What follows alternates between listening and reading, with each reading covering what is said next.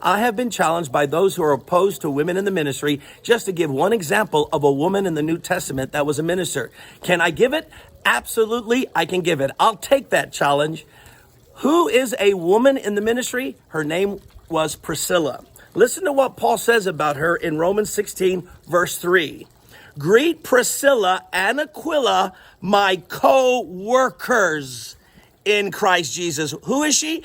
A co-worker. That word co means equal. Others say fellow workers. In other words, that word means she is as an equal minister as I am. So was Paul a minister? Well, yeah, he was. And he calls Priscilla, who's the wife of Aquila, a co-worker. And that word co-worker means equality.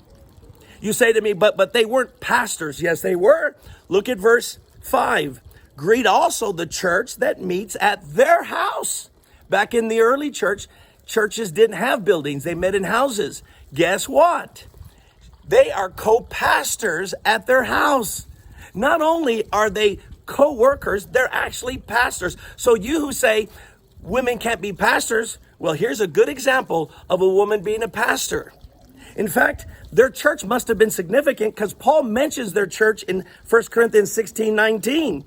And he says, the churches in the province of Asia send you greetings. Aquila and Priscilla greet you warmly in the Lord, as so does the church that meets at their house. Twice Paul mentions their church. Why? Because they had a significant size church. So Priscilla is a co-pastor with her husband. This is powerful. You say to me, but she's not allowed to teach men. Well, she did.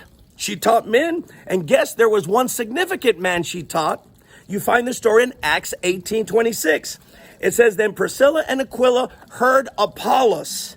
They invited him to their home and explained to him the way of God more accurately. Who taught Apollos? They did. That includes Priscilla. That means she's teaching a man.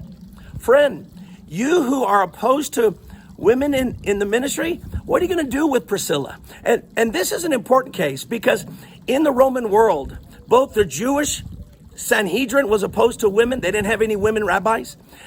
The Roman government didn't have any women in the Senate.